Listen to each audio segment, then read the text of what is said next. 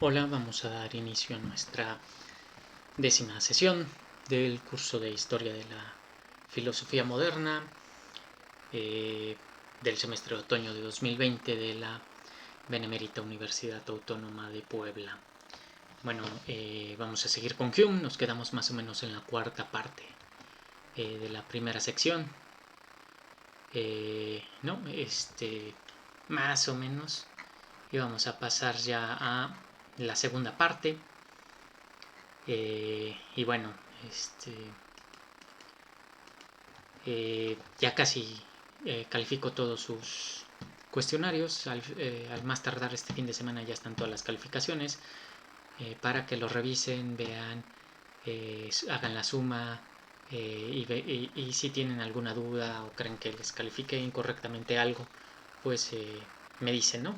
Quizá no vale la pena volver a hacer otra sesión así donde nos reunimos para discutir de el cuestionario, porque bueno, la última pues en realidad no hubo gran discusión. Entonces más bien si individualmente alguien quiere, me dice, ¿no? Eso también ya lo hicieron la vez pasada. Les daba pena discutir su cuestionario en público, pues está bien. Entonces simplemente me dicen y agendamos ahí en Teams y ya les explico por qué esa calificación, etcétera, ¿no? Entonces bueno, seguimos con Hume. Y bueno, aquí en la segunda parte empieza replanteando o volviendo a plantear la pregunta que es como la guía de todo el texto, ¿no? Y es, cito, ¿cuál es la naturaleza de nuestros razonamientos acerca de cuestiones de hecho, ¿no? Que en el fondo eso implica pues cuál es la naturaleza y el funcionamiento de nuestro entendimiento, cómo funciona, ¿no? Cómo funciona respecto de las relaciones de ideas, cómo funciona respecto de las cuestiones de hecho, ¿no? Porque en las cuestiones de hecho lo que Hume le sorprende es que no hay manera de demostrar que una cuestión de hecho no puede ser de otra manera. No hay manera de demostrarlo, porque no implica contradicción, ¿no? Entonces, Hume dice, bueno, y entonces, ¿de qué tipo son nuestros razonamientos, nuestros juicios, cuando nos referimos a cuestiones de hecho? Que además las cuestiones de hecho son, pues, lo más importante, ¿no?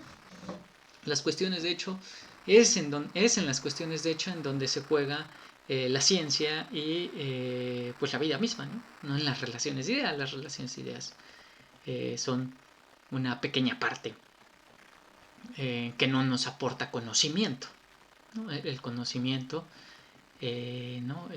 O bueno, nos aporta un conocimiento vacío, pero el conocimiento que realmente importa, pues está en las cuestiones de hecho.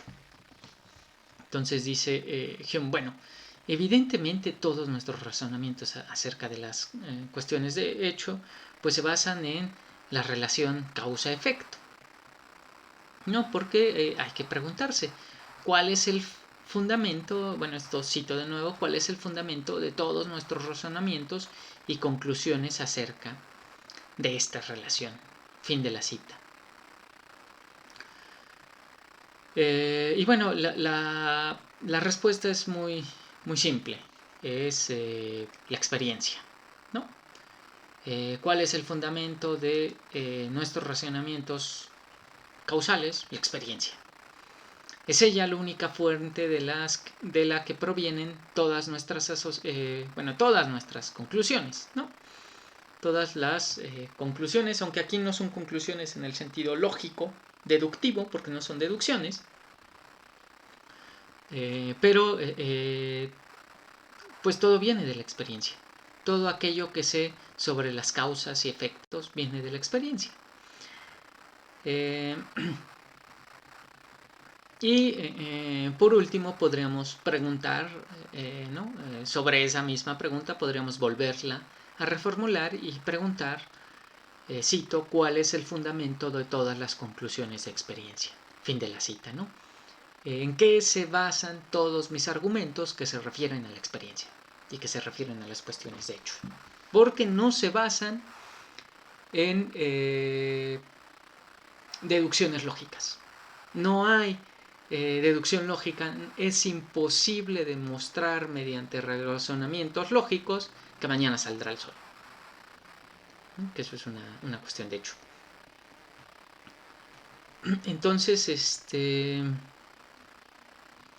Hume dice, bueno, pues la filosofía especulativa, la metafísica, a pesar de todas sus pretensiones y soberbia, pues no puede decirnos nada al respecto.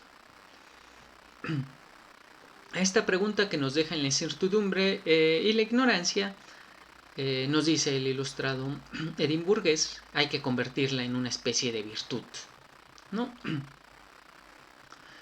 Incluso nuestro pensador reconoce su incapacidad para darle una respuesta completamente afirmativa y segura a lo por él planteado, ¿no? Y dice, bueno, lo único que nos queda es una especie de respuesta negativa. Y cito, incluso después de haber tenido experiencia en las operaciones de causa y efecto, nuestras conclusiones realizadas a partir de esta experiencia no están fundadas en el razonamiento o en proceso alguno del entendimiento. Fin de la cita. De ahí que no podamos esclarecer de forma racional el fundamento de las conclusiones de nuestra propia experiencia, pues ella es el fundamento, ¿no? Entonces, bueno, aquí a lo mejor empieza a sonar un tanto repetitivo lo que va a decir Hume, pero bueno, tiene que ver con esto de qué es lo que a él le sorprende y que es que nuestros razonamientos o nuestros argumentos, nuestros juicios sobre cuestiones de hecho no están basados no son construcciones lógicas que sean demostrativamente ciertas, es decir, que sean universalmente válidas y de una vez para todas, sino son razonamientos que no sabe en qué están basados. Bueno, aquí sí nos va a dar una explicación, ¿no? Pero de entrada dice, bueno, no sé en qué se basan esos razonamientos. Lo que sí es seguro es que no podemos esclarecer de forma racional, universal, ¿no? Y a priori, el fundamento de las conclusiones de nuestra propia experiencia. No, eso sí es seguro, eso sí lo podemos dar por hecho. Tenemos que aceptar que la naturaleza nos ha ocultado este fundamento o principio que rige al universo, ¿no? No podemos saber realmente cómo funciona la causa y el efecto. La naturaleza nos ha ocultado ese principio y solo nos ha dado conocimiento de cualidades superficiales. Y cito, nuestros sentidos nos comunican el color, peso, consistencia del pan, pero ni los sentidos ni la razón pueden informarnos de las propiedades que le hacen adecuado como alimento y sostén del cuerpo. Fin de la cita. Y lo mismo es extensible, mutatis mutandis, para los demás sentidos. Lo curioso, o quizá paradójico, es que siempre nos vemos forzados a hacer conclusiones semejantes ante cualidades semejantes, muy a pesar de que no exista motivo racional alguno para hacerlo, ¿no? Entonces, si no es la razón lo que nos lleva a eso, entonces ¿qué? A lo mejor se preguntan, bueno, ¿y no que Hume también es un ilustrado y está a favor de que la razón está por encima de la fe y de por encima de la superstición, etcétera? Sí, pero Hume viene a atacar al racionalismo y a decir la razón tal cual la muestran los pensadores racionalistas, que siguen siendo especulativos y metafísicos, no es una guía. No es una guía. Porque nuestro entendimiento, ¿no? Aquí quiero decir nuestra razón, pero ya en sentido de facultad empírica de los animales que somos, pues no puede responder ciertas preguntas. Simplemente podemos analizar cómo trabaja y por qué trabaja así, pero no hay manera de demostrar que esos son razonamientos deductivos lógicos seguros y de una vez para siempre, ¿no? Entonces, bueno, ¿qué es lo que nos motiva? De hecho, pues ya habíamos adelantado qué es lo que nos motiva, ¿no? Y bueno, la mente quisiera conocer ese fundamento, pero no lo puede conocer. Podríamos sugerir que la acumulación de experiencias pasadas nos hace presuponer el estilo de las experiencias futuras. Sin embargo, la siguiente formulación es bastante sugerente, y cito: con respecto a la experiencia pasada, solo puede aceptarse que da información directa y cierta de los objetos de conocimiento y exactamente de aquel espacio de tiempo abarcado por su acto de conocimiento. Pero ¿por qué esta experiencia debe extenderse a momentos futuros y a otros objetos que, por lo que sabemos, puede ser solo en apariencia semejantes? Esta es la cuestión en la que deseo insistir. Fin de la cita. Por el hecho de que en mi experiencia pasada de haber comido pan, el cual tenía tales cualidades objetivas y me produjo tales efectos, de ellos no se sigue que en una nueva experiencia de un objeto con cualidades semejantes se sigan efectos semejantes. De hecho, si fuera así, ¿no? Si realmente fuera así, nadie podría ser envenenado, dice Hume, ¿no? Yo, con simplemente observar el pan y ver sus cualidades y atributos, sabría que está envenenado. Pero no lo sé. No lo sé. ¿No? Tampoco sé, a lo mejor ese pan me hace daño por alguna razón, ¿no? Entonces, no lo puedo saber. La inferencia que ha realizado la mente no está justificada y requiere de alguna explicación. Por ello subraya que las dos proposiciones siguientes distan de ser las mismas. Y cito: he encontrado que a tal objeto ha correspondido siempre tal objeto y preveo que otros objetos que en apariencia son similares se han acompañados por efectos similares, ¿no? Fin de la cita. Nuestro pensador está de acuerdo con que la segunda proposición se infiere de la segunda.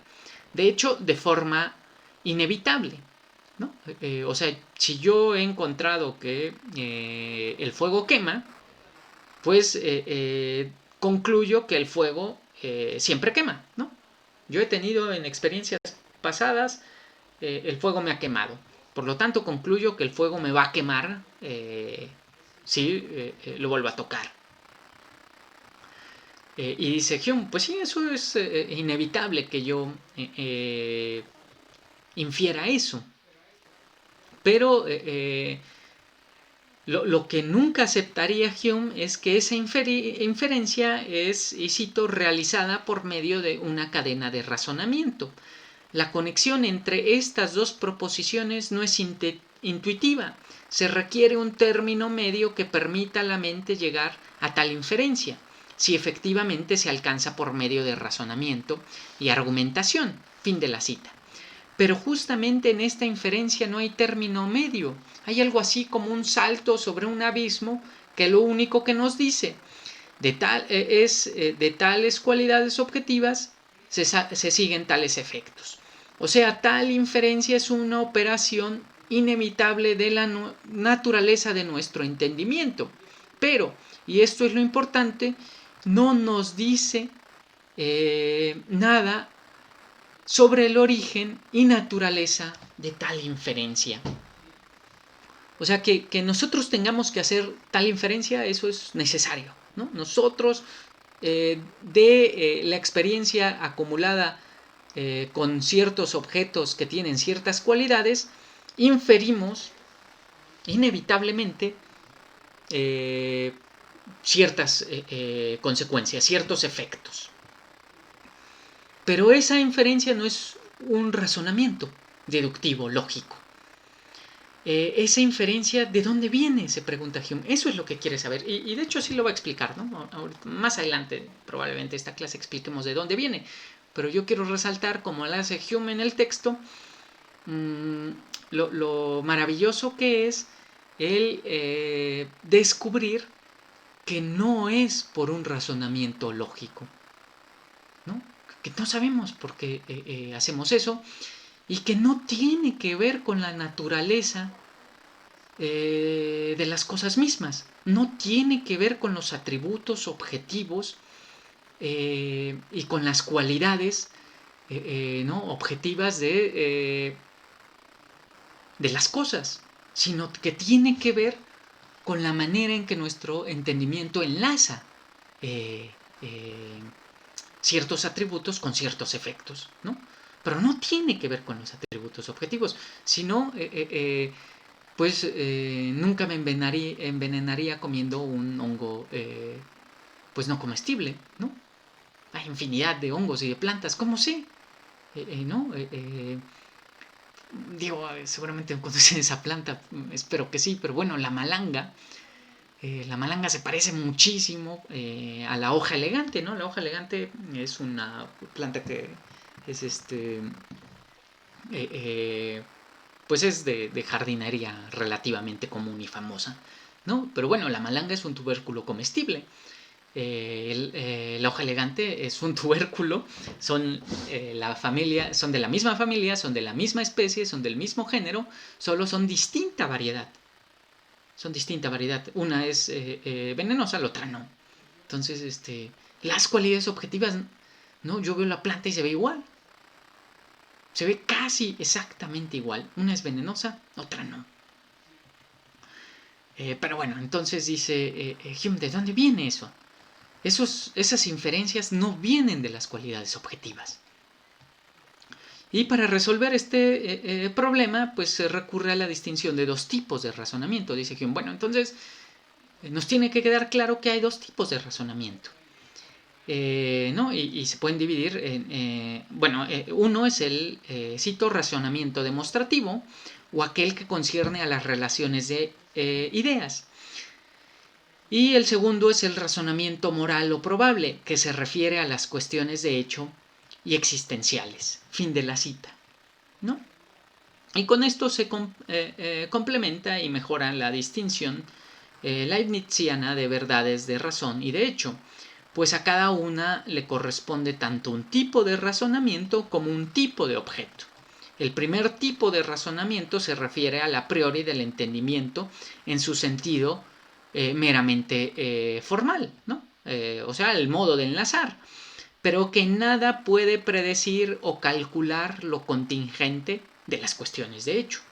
Recordemos que prácticamente ninguna cuestión de hecho puede ser contradicha por un argumento tomado de mera relación de ideas, pues las proposiciones que se refieren a los sucesos de la naturaleza pueden ser representadas sin ningún problema, ¿no? Y sin ninguna contradicción.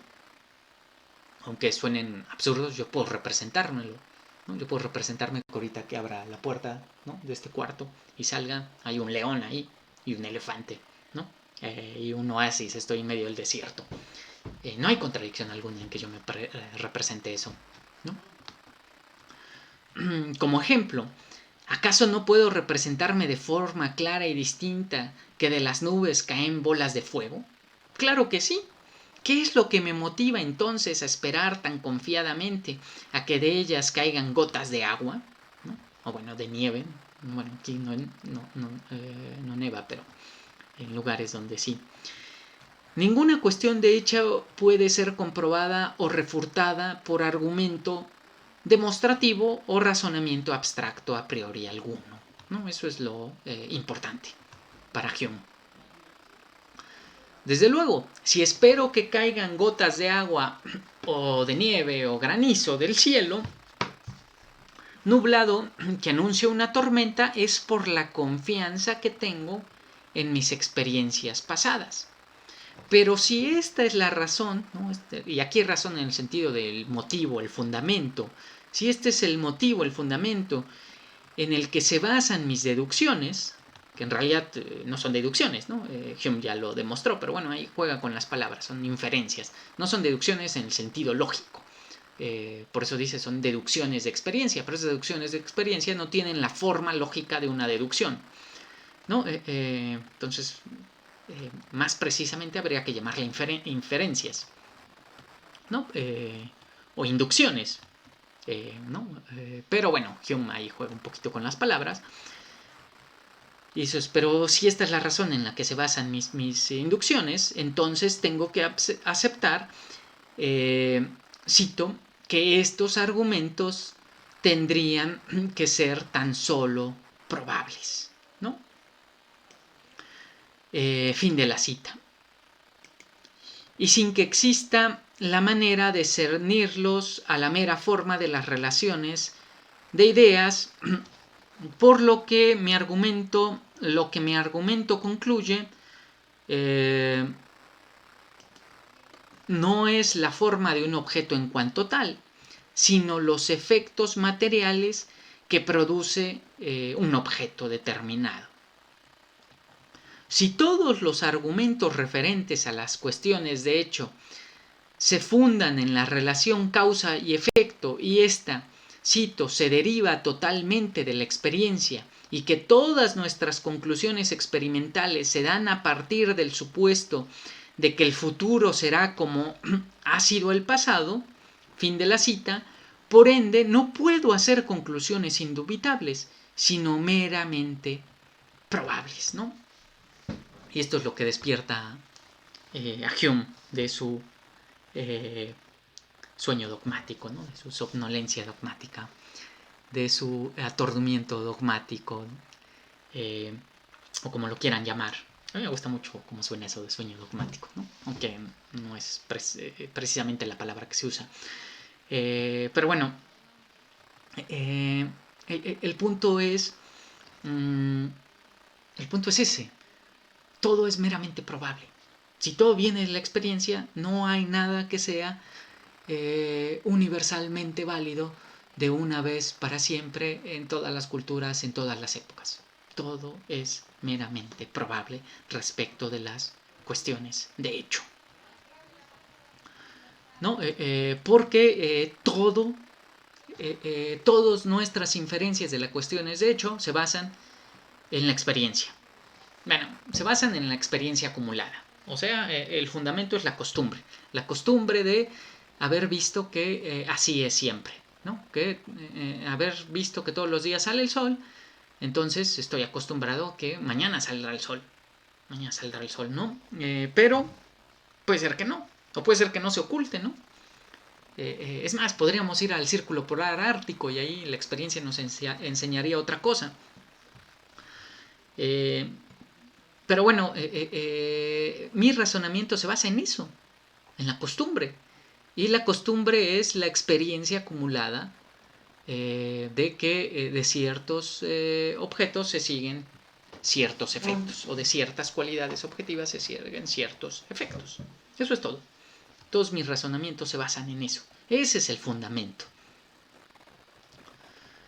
Si preguntamos por qué esperamos resultados semejantes a causas semejantes, lo único que nos queda afirmar pues es eso, ¿no? Todos los argumentos se basan en la experiencia de la semejanza que descubrimos entre objetos naturales. Desde luego, ¿cómo es que captamos, entendemos o experimentamos la semejanza? ¿Cuál es su naturaleza? La naturaleza de la semejanza. ¿Acaso no presupone la semejanza una naturaleza semejante entre dos objetos? Esto ya son preguntas mías. Es innegable que la experiencia me hace concluir la semejanza entre dos objetos, pero ello no implica que tengo experiencia de la semejanza. ¿Cuál es la impresión en la que se me da de forma directa la semejanza? En nada de estos asuntos profundiza o discute el ilustrado escocés. Lo que sí hace es recurrir a un ejemplo. Nada hay más semejante que dos huevos. Sin embargo, de su semejanza no puedo concluir que se seguirán los mismos efectos. Nadie espera de la semejanza de los huevos de gallina, de codorniz o de cocodrilo que sepan iguales, ¿no? De hecho, saben muy diferentes. Solo después de una larga cadena de experiencias uniformes de un tipo particular, bueno, esa es una cita desde Solo, Y cito, solo después de una larga cadena de experiencias uniformes de un tipo alcanzamos seguridad y confianza firme con respecto a un acontecimiento particular. Fin de la cita. O sea, no a partir de razonamientos que hagan intervenir a nuestro entendimiento, ¿no? Entendimiento en un sentido puro, sin relación a la experiencia, no a partir de análisis conceptuales, ni de reflexiones teóricas, ni de análisis lógicos, es como logramos argumentos y conclusiones respecto a las cuestiones de hecho, sino, como ya quedó claro, solo a partir de la acumulación de experiencias concretas que nada tienen de racionales, cuya fuerza descansa únicamente en la costumbre o el hábito.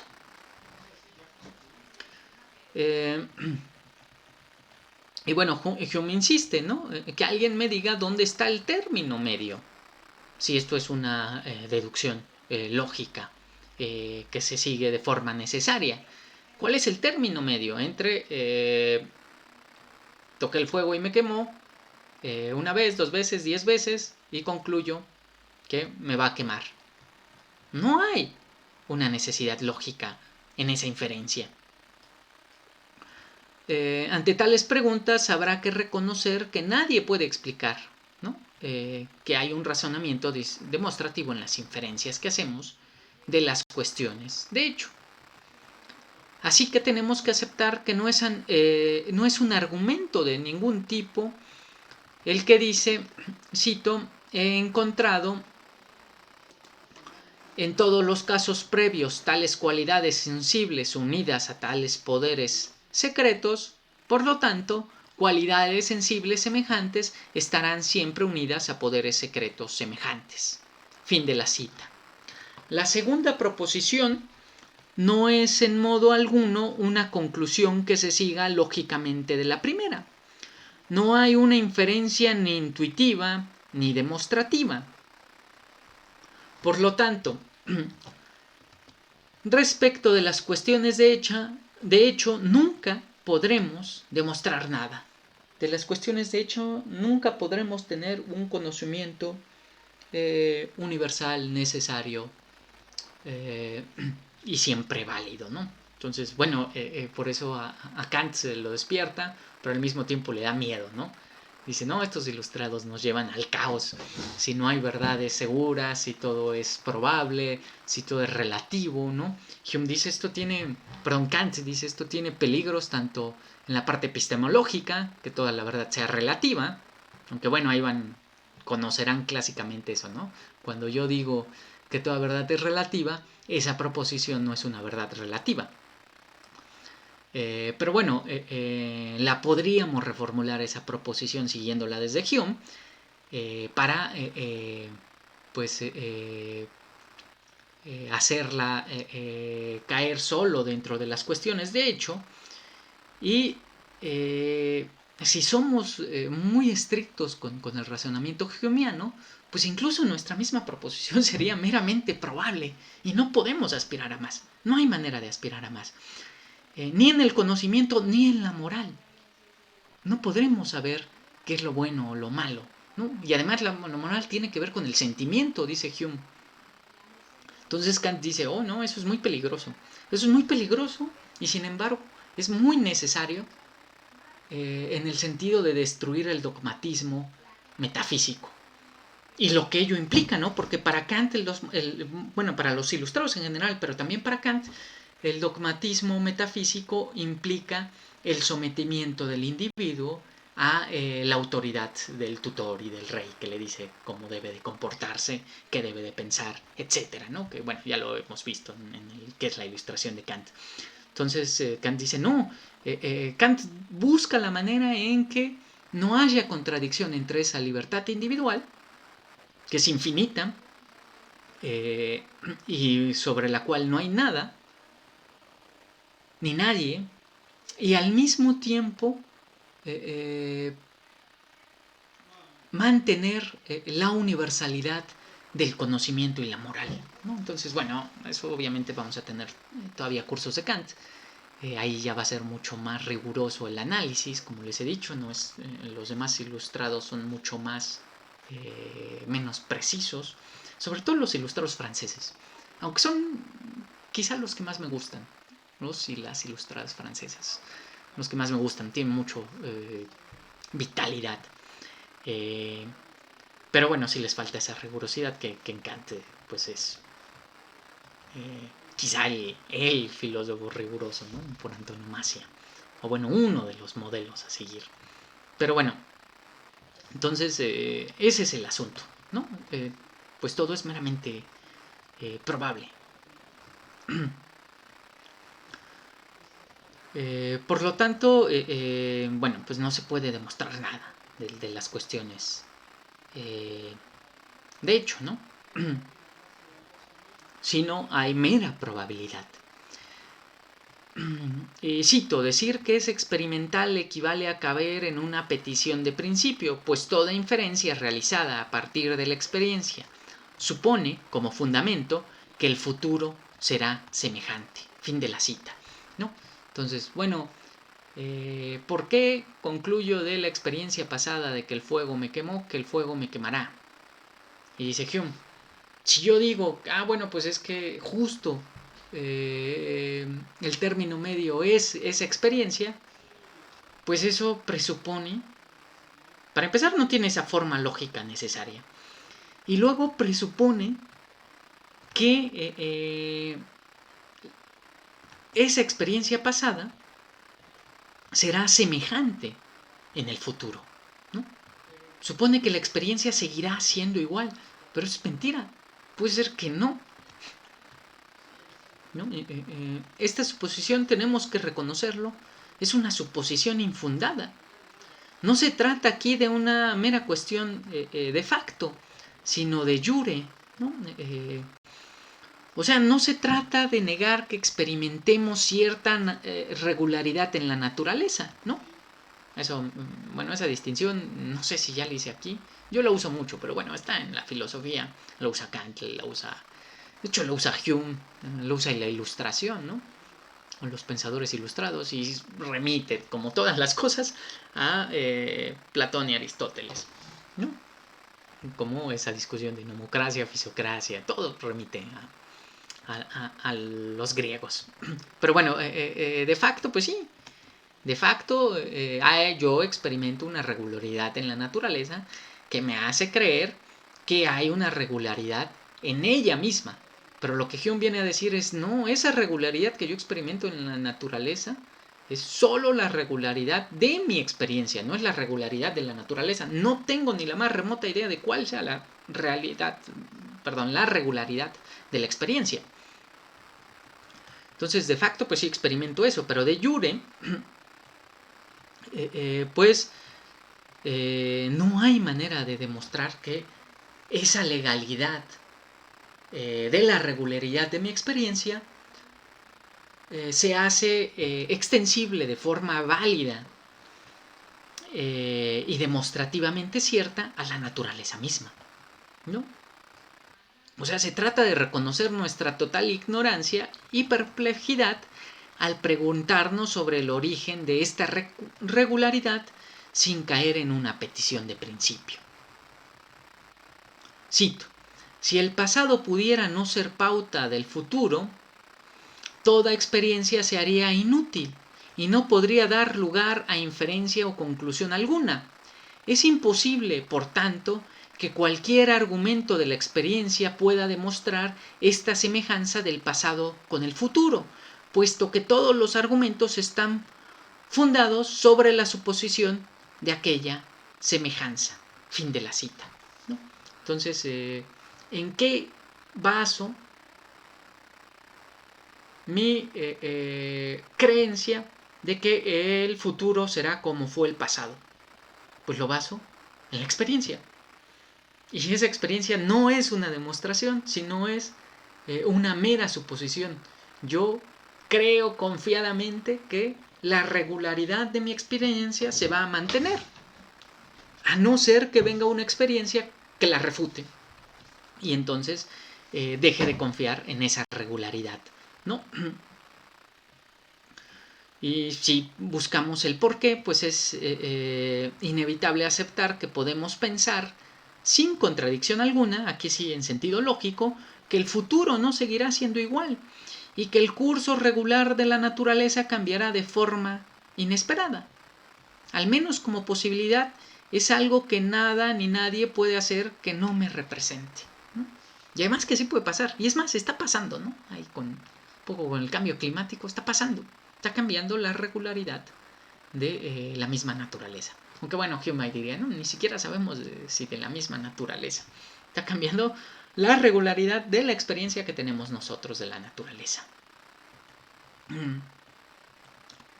Bueno, obviamente eso desde una postura humeana. Que bueno, yo generalmente cuando expongo a los autores, pues trato de tomar su punto de vista, aunque les voy haciendo preguntas, voy tratando como de reflexionar sobre lo que dicen, no solo exponer monográficamente, o que desde luego mantengo cierta exposición monográfica, porque de eso se trata, de irles explicando y acompañándolos en la lectura, pero al mismo tiempo pues sí me gusta ir metiendo ahí un poquillo de otras corrientes y de otros lados, ¿no? A mí mi postura pues no sería empirista, ¿no? Desde luego sería la tradición en la que me reconocería sería la fenomenología, ¿no? Pero bueno, para eso muchos y muchas de ustedes toman también el curso de fenomenología, entonces bueno, ahí hay... Y de hecho hay discusiones de estas, ¿no? Hay discusiones entre la esencia material, la esencia formal, la regularidad, etcétera, etcétera, etcétera. Pero bueno, ¿qué nos queda ante tal dificultad? ¿No? Regresemos a Hume. Únicamente reconocer la incapacidad del entendimiento humano de resolver tales cuestiones. Es evidente que un niño aprende que el fuego quema por la experiencia y no por razonamientos obtusos. Sin embargo, esta evidencia no resuelve el problema, solo lo ejemplifica. Si hiciéramos un vínculo con el ilustrado ginebrino que recientemente leímos, podríamos decir que su crítica de lo injustificado e infundamentado de la desigualdad política o moral se puede explicar desde Hume. La desigualdad política, así como el orden político, no remite a ninguna relación de idea, sino a meras cuestiones de hecho. Así que no existe ninguna razón. Es una mera costumbre y nadie podría probar lo contrario, ¿no? ¿Qué es lo que quiere qué es lo que quiere ¿cómo se llama? Demostrar precisamente Rousseau? Que eso es lo que quiere demostrar Rousseau, ¿no? Es mera costumbre, ¿no? Nos acostumbramos a que hay un rey que decide qué hacer, bueno, en su época, ¿no?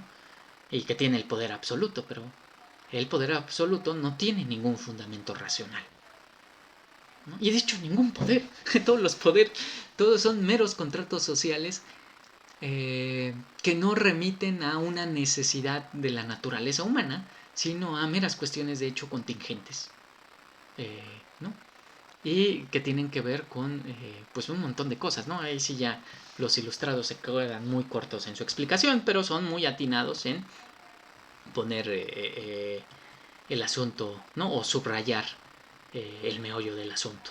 Pero bueno, seguimos con Hume y vamos en la sección 5, que la llama solución escéptica de estas dudas, ¿no? Porque parece que estamos dando vueltas, ¿no? Con esto de no es demostrativo, es meramente probable. Ajá, pero bueno, ya nos aburrió eso, pasemos a lo que sigue. Tanto la pasión por la filosofía o por la religión albergan el peligro de hacernos caer en el egoísmo más profundo, ¿no? Así empieza Hume esta sección. A la manera de los estoicos, es decir, en un ensimismamiento que pretendería cortarnos de todo disfrute social. El riesgo es el menosprecio del mundo por considerarlo aquello tentador, aquello que aleja del bien, aquello que corrompe, ¿no? Que esa postura la critican mucho los ilustrados, la critica Hume, la critica Rousseau, la critica Émile de Châtelet, ¿no? la critica Voltaire. Bueno, ahí Kant acaba haciendo una trampa medio rara y la critica, pero en un sentido, porque asumir la autonomía, pero en otro sentido asumes una autonomía que es universal. Pero bueno,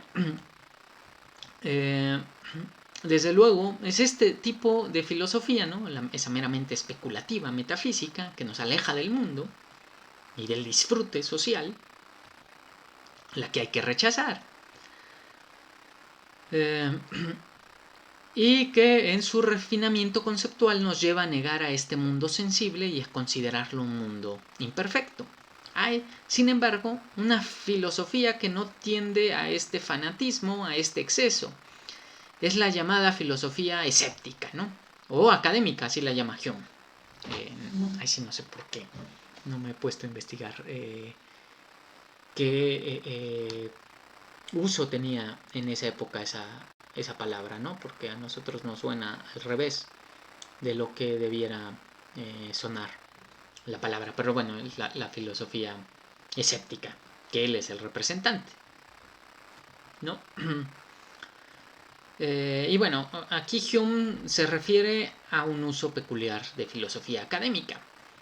Y cito, pues los académicos hablan constantemente de duda y suspensión del juicio, del peligro de determinaciones precipitadas. Fin de la cita.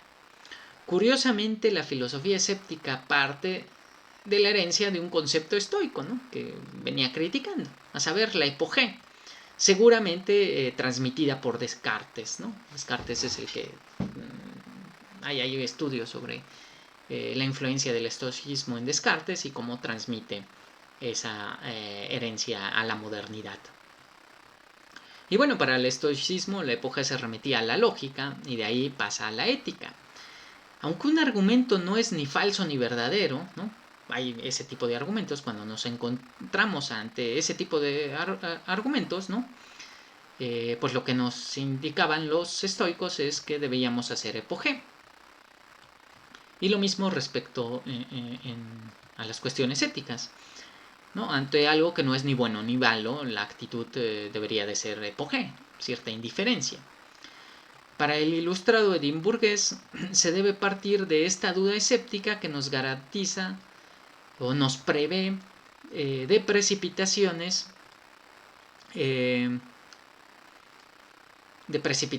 para aseverar o negar algo dudoso. Sin embargo, lo que Hume quiere hacer es decir que esta filosofía escéptica se aparta y se aleja de la tradición estoica y de la llamada paradoja de la inmovilidad, ¿no? No se trata de volverse indiferente o irresoluto en la vida práctica, sino de no precipitarse a creer esto o aquello, ya que la vida misma no depende de razonamiento sobre ella. A pesar de que sepamos que hay una inferencia no válida en nuestras asociaciones, ¿no? Y bueno, en todo lo que tiene que ver con las cuestiones de hecho, y que dependen de la costumbre todas nuestras inferencias, este argumento no se traslada a la vida cotidiana, o bueno, se traslada en tanto principio de precaución, pero no se traslada en el sentido de que no por no conocer el fundamento dejaremos de hacer tales inferencias, ¿no? Aunque no haya una justificación racional, no por ello voy a dejar de hacer esas inferencias. De hecho, sería absurdo dejar de hacer esas inferencias. Y probablemente sería imposible, ¿no? Y cito, aunque la mente no fuera llevada por un razonamiento a dar este paso, ha de ser inducida a ello por algún otro principio del mismo peso y autoridad. Y este principio conservará su influjo mientras la naturaleza humana siga siendo la misma, ¿no? Y ahora sí ya vamos a cuál es ese principio. Si no es un principio lógico racional, entonces ¿cuál es el principio que nos obliga a hacer tales inferencias? ¿En qué está basado? Y dice, para empezar es necesario constatar que a pesar de que la inferencia sea infundada en todas las inducciones que hacemos de causa y efecto, sería imposible no seguir haciendo tales inferencias. De esto se sigue que existe un principio que nos obliga a hacer tales inferencias, ¿no? En nuestra naturaleza humana hay algo que nos obliga, que nos empuja, si quieren, a hacer tales inferencias. Y este principio pues es la costumbre o el hábito. Ahora, esa costumbre y hábito tienen otro fundamento, están fundados en algo. Y esto es lo que vamos a explicar, ¿no? Pero primero nos quedamos de nuevo en esto, aunque parece un poco repetitivo, de la costumbre del hábito. Y cito, pues siempre que la repetición de un acto u operación particular produce una propensión a renovar el mismo acto u operación, sin estar impelido por ningún razonamiento o proceso del entendimiento, decimos siempre que esa propensión es el efecto de la costumbre. Fin de la cita. Es ella el principio en el que se fundan todas nuestras inducciones. Es ella la que nos obliga a inferir el efecto de la causa y no la razón, no deducciones lógicas. Desde luego eso no esclarece su estatus ni lo explica, ¿no? Que ahorita lo vamos a explicar. Y aunque no queramos, cito, tendremos que contentarnos con él como el último principio que podemos asignar a todas nuestras conclusiones que parten de la experiencia. Fin de la cita.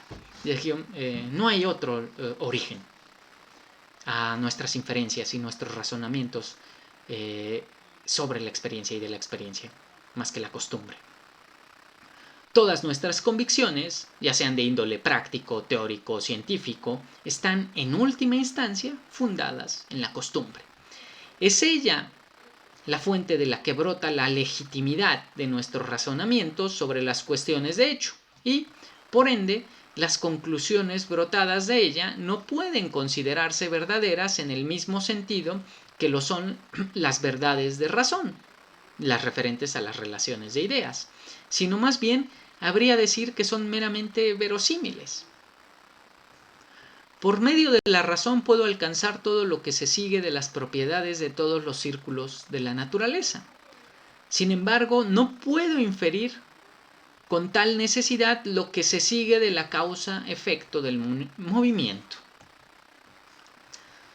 Hume señala que esta distinción entre razón y experiencia está plenamente aceptada por la mayoría, y así que sus modos de proceder son distintos. La primera pues es el resultado de el empleo de las meras facultades intelectuales en un consideramiento o en consideración meramente a priori de las cosas, mientras que la segunda se deriva, cito, enteramente del sentido y de la observación, por medio de los cuales aprendemos lo que realmente ha resultado de la acción de objetos particulares, y de ahí somos capaces de inferir lo que en el futuro resultará de ellos. Fin de la cita. Como señalé anteriormente, esta distinción nos remite inevitablemente, ¿no? Bueno, eso lo señalé en la clase pasada o antepasada, nos remite inevitablemente al dualismo platónico, ¿no? En el cual todos están pensando, incluso Kant, incluso Husserl en un primer momento, ¿no? Pero bueno, nos remite inevitablemente al dualismo de sensibilidad y entendimiento, ¿no? Aistesis y nous. Dejando intactos los presupuestos que conlleva, ¿no? Muy a pesar de que Hume rechace la distinción. En este caso, nuestro ilustrado escocés se pone del lado de la aistesis, ¿no? Y de la experiencia, pues es en ella en la que realmente confiamos, ¿no? Y no en la razón. Bueno, confiamos porque es ella el fundamento de nuestros razonamientos sobre las cuestiones de hecho.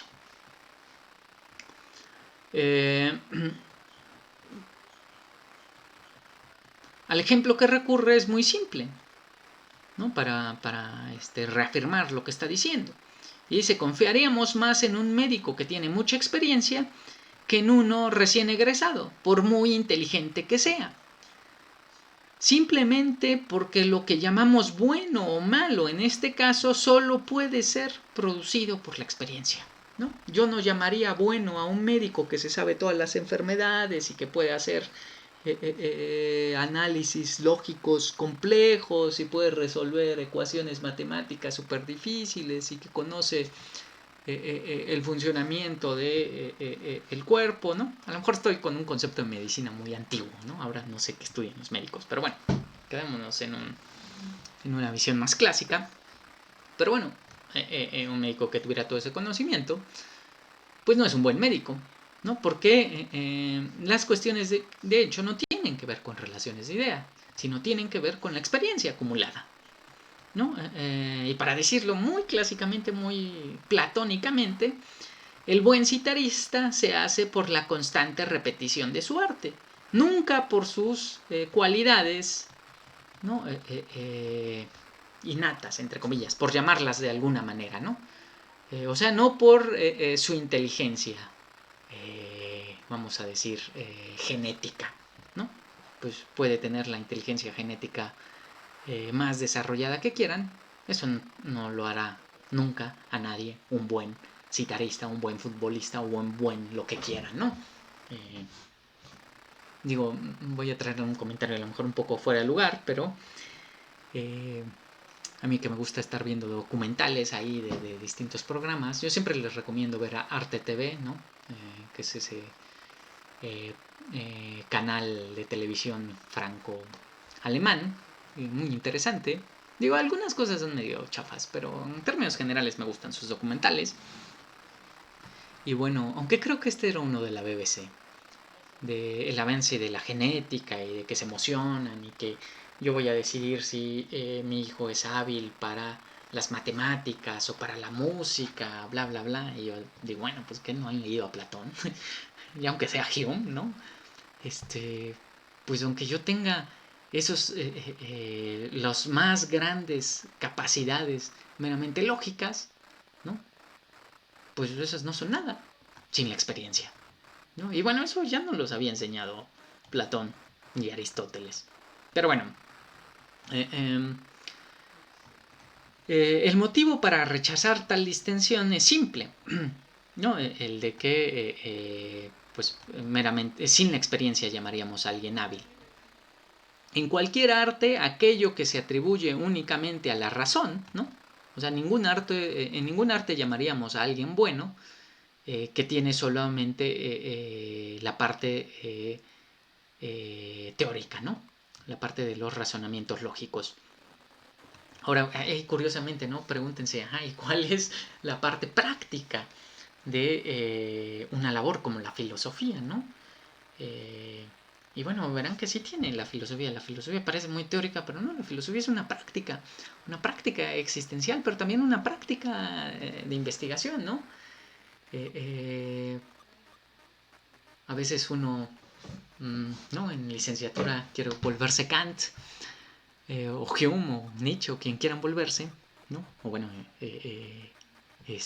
Simone de Beauvoir, o Émile du Châtelet. Y bueno, en realidad detrás de eso hay todo un proceso que es una praxis, ¿no? Para empezar, la praxis de leer, que dicen, bueno, es que es muchísimo de lectura. Pues sí y no. Por otro lado, no queda de otra. O sea, sí entiendo, también hay como ciertas circunstancias ahí muy complejas alrededor, por muy distintas razones. En estos momentos incluso la pandemia, ¿no? Pero de todas maneras, pues no crean que van a aprender nada si no leen, ¿no? Ese es como el equivalente a el pintor que está trazando líneas y que así aprende a pintar. Nosotros pues tenemos que leer y escribir. Y quizá algún día hagamos algo interesante o quizá no. Pero no importa. Seguimos en que Hume dice, bueno, esto que se atribuye únicamente a la razón, pero aquí, ¿por qué le damos prioridad al que tiene experiencia? Y dice, bueno, el motivo es que Eh, bueno, el motivo es que la experiencia nos enseña que es así, ¿no? Que aquel inexperto en cualquier arte, ¿no? Lo consideramos como menos apto que su colega experimentado. Y esto no por reflexiones o deducciones racionales, ¿no? Pues a decir verdad, estas deducciones, aunque ya les dije aquí deducción, aunque lo usa Hume, no es en el sentido lógico, las inferencias están basadas también en la experiencia, solo que en menos, y con ello sin cálculo de todas las circunstancias, ¿no? Y pequeños matices tan importantes para el desarrollo de cualquier arte y ciencia, ¿no? Entonces, sin esa experiencia, pues no tengo todas esas otras variables que a lo mejor yo solo aprendo teóricamente, ¿no? Bueno, la mayoría de ustedes tomó técnicas de estudio conmigo, ¿no? Y bueno, ahí medio les di un cursillo con, ¿cómo se llama? Con pues reglas ortográficas, gramaticales y así, de ese estilo, de puntuación muy simple. Bueno, pues ustedes podrán saberse de memoria todas esas reglas, que además les enseñé que hay varias según distintos modelos, pero si nunca los aprenden en la experiencia, pues nunca van a escribir bien. ¿No? Si no están escribiendo, pues no van a escribir bien. Pero bueno, regresemos al texto, que me estoy alejando un poco, y regresemos con una cita de Hume. La costumbre es, pues, gran guía de la vida humana. Tan solo este principio hace que nuestra experiencia nos sea útil y nos obliga a esperar en el futuro una serie de acontecimientos similares. Fin de la cita. O sea, por un lado hay una crítica feroz de nuestro ilustrado escocés a la bobería de creer que nuestras inferencias están basadas en una necesidad que es descubierta meramente por el entendimiento puro, y por otro lado, y al mismo tiempo, nos hace apreciar y poner en su justa dimensión a la costumbre. El descubrimiento de la no necesidad de nuestros argumentos sobre las cuestiones de hecho no debe llevarnos a un escepticismo radical y a la inacción. Más bien, debe moderarnos sobre nuestras creencias y convicciones, pues son meramente probables, lo cual no se piensa como algo despectivo, sino como la naturaleza misma del conocimiento. Revalorar el peso de la experiencia y entender que ésta se logra por la costumbre debería de reconducirnos a darle la importancia que tuvo en la antigüedad clásica la repetición y el hábito. Y si la costumbre es confiable, aunque nunca de forma absoluta, es gracias a que ella es el resultado de las experiencias acumuladas en nuestra vida, y no solo en nuestra vida, sino la experiencia acumulada de nuestros antepasados. Ahora, ahí como sabemos que sí, bueno, ahorita vamos a seguir con esto, ¿no? Hume. Y entonces es ella la única que nos puede hacer prospectivas e inferir, cito, más allá de lo inmediatamente presente a la memoria y a los sentidos. Fin de la cita. Ciertamente la experiencia acumulada de la humanidad es parte de mis creencias y convicciones, ¿no? Y de la humanidad en su conjunto, que eso también es muy ilustrado. No hay distintas humanidades, no hay distintas razas, no hay distintos grupos étnicos, hay uno solo, que es la humanidad, al que todos pertenecemos, ¿no? Ahí hay todo un debate bien interesante. Yo en ese aspecto me considero ilustrado, estoy en contra de las divisiones meramente étnicas, aunque sí hay diferencias culturales, algunas casi hasta irreconciliables, pero no son diferencias que tengan un fundamento natural, ¿no? Ni biológico, ni metafísico, ni de ningún tipo, sino fundamentos pues meramente contingentes que tienen que ver con un montón de circunstancias. Pero bueno, la experiencia acumulada es parte, ¿no? Así como también las costumbres que se instituyeron y a las que dieron resultado. Sin embargo, tenemos que reconocer que solo aquellos hábitos que podemos conectar con un objeto presente a la memoria u objeto similar pueden servirnos como fundamento para creer en la mayor o menor probabilidad de tal creencia, ¿no? O sea, Hume dice, sí, el bagaje de la historia acumulada de la humanidad es parte de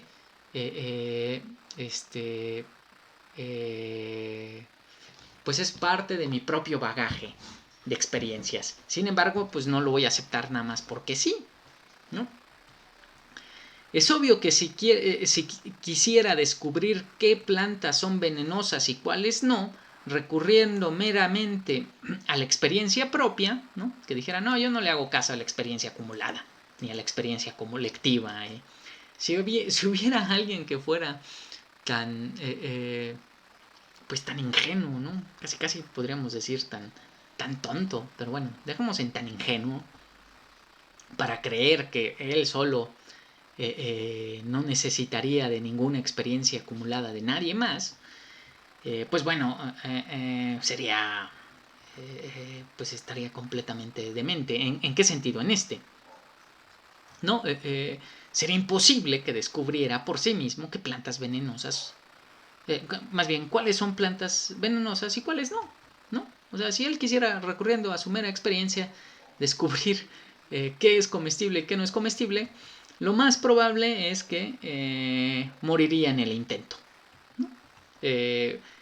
Lo más probable es que una persona así que niegue que el bagaje de la historia de la humanidad forma parte de su bagaje, pues ese ejemplo lo refuta, ¿no? Ni siquiera podría clasificar un tercio de la variedad de plantas comestibles, ¿no? Y además, ¿para qué? Pues si ya tenemos más de 20.000 plantas comestibles que nos han heredado pues todos nuestros ancestros de todas las latitudes, pues sería absurdo creer que yo puedo por cuenta propia clasificarlas y descubrir cuáles son comestibles y cuáles no. Desde luego, para eso puedo recurrir a libros que justamente mantienen presente y disponible las experiencias pasadas de otros, ¿no? Y recurriendo a esos libros, compararlas con mi propia experiencia, porque eso sí, son perfectibles, ¿no? Esas experiencias acumuladas por la humanidad, pues están basadas en un montón de creencias y mezcladas con superstición. A esto es a lo que viene Hume. Sí son un bagaje importante, pero están llenas de superstición. Y están llenas de superstición no solo por mala fe, diría Hume, sino porque pues no entendían por qué una planta sí es comestible y otra no.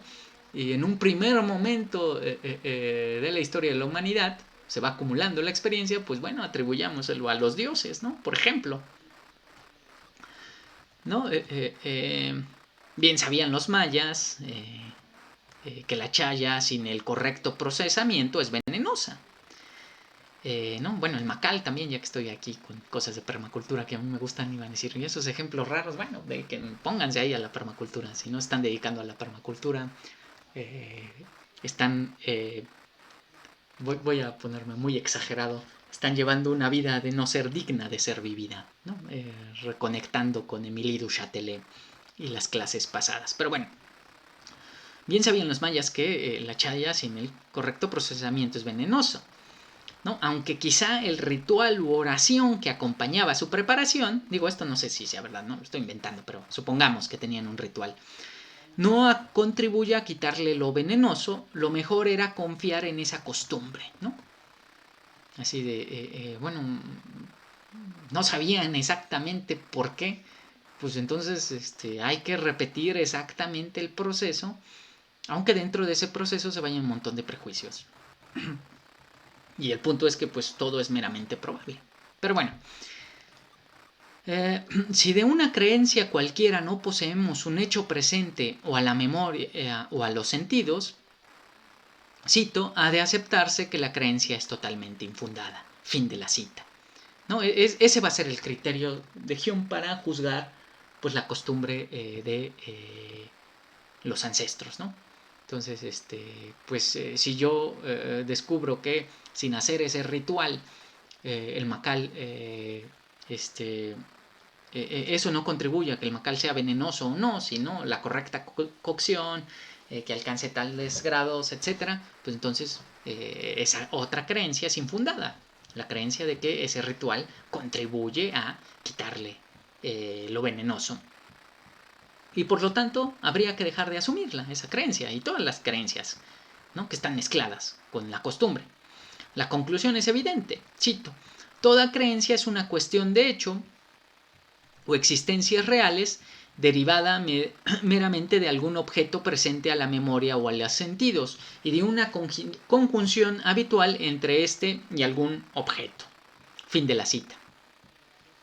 Así que nuestras convicciones más firmes y nuestras creencias más arraigadas son la mera acumulación de experiencias previas, ¿no? Que además hay que estar constantemente sometiendo a juicio, diría Hume, ¿no? Hay que ver si realmente se siguen sosteniendo o no. Es probable que tenga un montón de creencias que pues están basadas en una inferencia infundada, ¿no? Ahora dicen, bueno, pero todas las inferencias son infundadas, sí, pero hay inferencias más probables y menos probables, y hay un mecanismo y hay una razón, una razón, pero aquí en el sentido emotivo, que nos obliga a hacer ese tipo de inferencias, ¿no? Todavía no llegamos a eso y a lo mejor no llegamos en esta clase, pero sí lo vamos a ver en la siguiente. Aunque para que tengan algún grado de probabilidad deben estar en relación con un objeto presente o a los sentidos o a las memorias. Ay, perdón. Ya me está dando coronavirus. Bueno, no es cierto, porque no me arde la garganta, más bien la tengo seca. Y no tengo agua por acá. No, bueno, ya ni modo. Y bueno, lo curioso es que estas operaciones son una clase, cito, de instinto natural que ningún razonamiento o proceso de pensamiento y comprensión puede producir o evitar. Fin de la cita. O sea, nuestro conocimiento es más bien una especie de instinto, ¿no? Y de hecho, ya le estaba diciendo, a lo mejor no llegamos al fundamento, ya llegamos ahí al fundamento de las costumbres, es una especie de instinto lo que nos lleva a esas inferencias. Una especie de instinto que contribuye a nuestra sobrevivencia, ¿no? Y bueno, de esto vamos a seguir hablando. Ahí creo que apenas vamos a la segunda parte y ya le estaba mintiendo. Bueno, estamos en la quinta sección. Si bien se ha alcanzado ya con toda la evidencia posible propia del asunto en cuestión el origen de nuestro conocimiento, falta examinar de manera más detallada la naturaleza de esta creencia y de la conjunción habitual de la que se deriva. Y ahora sí vamos a la parte 2 del texto.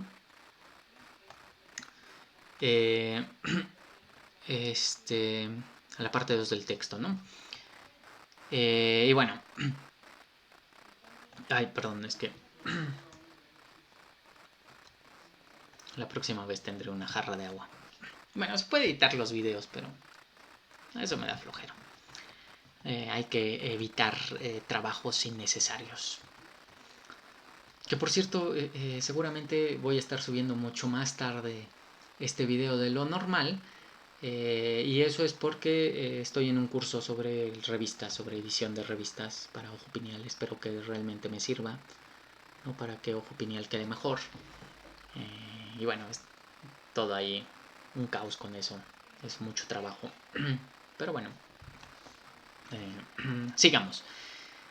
Es un hecho que la imaginación es cuasi ilimitada, a pesar de no poder exceder el caudal de ideas que le suministran los sentidos internos y externos. División que se remonta a Locke y que se enraiza en Platón, ¿no? Como todo tiene sus orígenes en Platón, ¿no? Por eso lean a Platón. Cualquiera puede libremente jugar con su imaginación y concebir que tales hechos suceden en tal lugar y tal tiempo. Inclusive puede imaginar los más mínimos detalles y las más variadas circunstancias. ¿Qué es lo que diferencia la ficción de la creencia? Ciertamente puedo concebir que mañana el sol no saldrá, pero difícilmente es algo que creeré, ¿no? Bueno, lo puedo creer, pero difícilmente creeré que mañana no saldrá el sol. ¿Por qué? Cito, no se trata meramente de una determinada idea unida a la imagen, ¿no? Bueno, aquí es conception, que tiene nuestro asentimiento y de la que adolece todo lo que es conocido como ficticio. Fin de la cita. De ser así, podría convencerme a creer lo que se me ocurriera, pero la vida cotidiana refutaría tal afirmación, ¿no? O sea, por un lado, todo es meramente probable, todas mis inferencias de cuestiones de hechos están basadas en la costumbre y en la experiencia acumulada, ¿no? Que bueno, esa es costumbre, y por lo tanto no tienen un fundamento real, un fundamento racional, demostrativo, universal, ¿no? Necesario. Y sin embargo, tampoco es que entonces pueda creer lo que quiera. No, hay cosas que me siento obligado a creer, como que el fuego quema y que mañana saldrá el sol, a pesar de que yo no pueda demostrar que eso es así. Y demostrar en ese sentido, ¿no? Demostrar mediante razonamientos lógicos, ¿no? Todos los, todas las demostraciones que yo pueda imaginarme no me llevarían a una demostración lógica necesaria, sino a meras inferencias, inducciones, etcétera, ¿no? Que serían meramente probables. Por muy altamente probables que lo sean, ¿no? Pero bueno, la cosa está en eso, ¿no? Bueno, entonces, ¿cuál es la diferencia? Creemos aquello que nos sentimos inclinados a creer, como si el peso de nuestra creencia no dependiera de un asentimiento interior, sino de algo más, ¿no? No es solamente como que yo diga, bueno, yo quiero creer que mañana el sol no saldrá, y entonces realmente creo eso, ¿no? Sino que creo que mañana saldrá el sol, aunque no tenga manera de demostrarlo racionalmente, de forma necesaria, ¿no? Pero bueno, entonces, ¿qué es lo que nos obliga? O bueno, ¿qué es lo que nos empuja a creer eso? Y cito, la diferencia entre fricción y creencia reside en algún sentimiento o sensación que se añade a la última y que no depende de la voluntad ni puede manipularse a placer. Ha de ser suscitado por la naturaleza como todos los demás sentimientos y ha de surgir de una situación particular. Fin de la cita. Nótese la importancia que da al hecho de que no es algo voluntario. No es que yo pueda convencerme de creer de que tales causas se siguen tales efectos, sino que hay algo que me convence a creer que así será. En el ejemplo de que mañana saldrá el sol, puedo confiar en mi experiencia repetida. De cualquier manera, mis creencias tampoco están sustentadas en razonamientos, deducciones, o necesidades lógicas, sino en el mero sentimiento que acompaña a la mente gracias a la costumbre de saber que así ha sido. Sin ese sentimiento que acompaña a la creencia, no podríamos distinguir entre esta y la ficción, ¿no? Pues recuérdese que las cuestiones de hecho no implican contradicción. Lo difícil es pretender definir tal sentimiento, ¿no? Que por cierto, creo que la palabra que ahí usa Hume es feeling, ¿no? Sin ese feeling no podríamos creer lo que creemos, ¿no? Por ejemplo, si tratáramos de definir el sentimiento del frío, ¿no? Bueno, lo difícil es definir tal sentimiento que acompaña a la creencia, y bueno, eso es difícil porque cualquier sentimiento, ¿no? O la ira, ¿no? Si, a lo mejor dicen, ¿cómo que el frío es un sentimiento? Bueno, la ira, ¿no? Si lo pretendiéramos definir, pues se vuelve complicado, ¿no? se vuelve complicado querer definirlo sin remitirnos a la experiencia de tales sentimientos, ¿no? Pero bueno, y cito, creencia es el nombre correcto y verdadero de este sentimiento y nadie tiene dificultad en conocer el significado de aquel término. Lo que quizás sea posible es hacer una descripción de tal sentimiento, ¿no?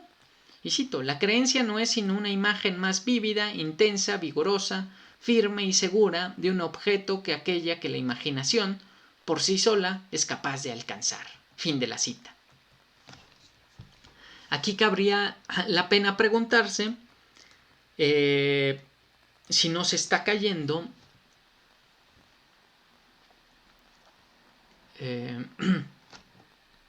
perdón, si no se está cayendo en una confusión, porque no es lo mismo tener una impresión directa del frío, ¿no?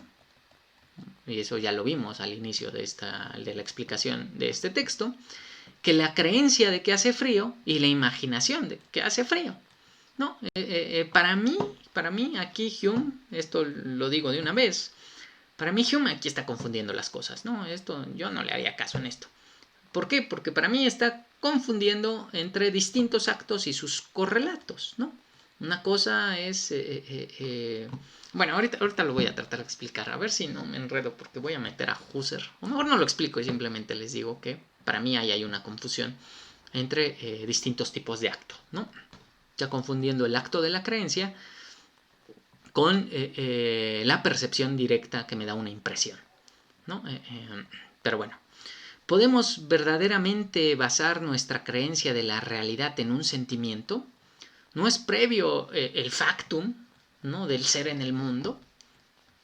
Pero bueno, dejamos de lado un poco estas preguntas fenomenológicas hacia Hume y digamos, mientras estemos de acuerdo en lo que pretendemos decir, no vale la pena detenerse en todos estos análisis de matices y detalles, ¿no? Yo diría, no, eso ya es muy escolástico querer toda esa rigurosidad conceptual, ¿no?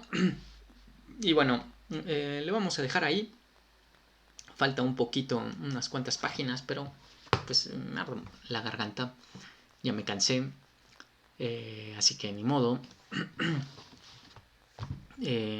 Nos vemos me ven la sesión que viene. Y de sus cuestionarios no se les olvide. Si tienen dudas sobre su calificación, en lugar de hacer esta reunión general como lo hicimos la vez pasada, pues individual, ¿no? Porque pues por alguna razón como que les da pena ahí, ¿no? Discutir en público sobre si mi respuesta es correcta o incorrecta, o por qué tal definición no se acepta y tal sí, etcétera, etcétera. Que no entiendo por qué les da pena, ¿no? Pues sí, de eso se trata, ¿no? De esa discusión. ¿No? Generalmente cuando revisamos los exámenes en clases presenciales no hay ningún problema con eso, ¿no? Ahí se discute muy a gusto esas cosas, pero bueno, aquí en línea la vez pasada pues en realidad no hubo discusión, así que para qué planeo otra sesión en vivo, ¿no? Y entonces simplemente los que quieran discutir de forma como pues directa me avisan y agendamos la cita, ¿no? Entonces, bueno, estas son de las ventajas y desventajas de esto. Espero que vayan siguiendo las lecturas, ¿no? Bueno, ahí se ven sus cuestionarios, la mayoría ahí va bien. Creo que estoy siendo muy riguroso a la hora de calificar, porque hay algunas cosillas que pues no se puede explicar, no me pueden preguntar de forma directa. Pues es que no entendí esto, me puede volver a comentar o discutir, etcétera. Se pierde mucho eso, ¿no? Entonces, igual y ahí les escribo un correo como para decir, bueno, pues ¿qué podemos hacer? Aunque también no se me ocurre nada, ¿no? De hecho, si las clases no fueran así, solo el video subido, sino en vivo, pero no presenciales, pues pasaría como esa sesión, nadie pregunta o casi nadie pregunta, ¿no? Pero bueno, eso ya veremos qué pasa, ¿no? Entonces, sigan con la lectura. Vamos en la segunda parte, más o menos déjenme decirles en qué sección. Ay, bueno, vamos a pasar a la...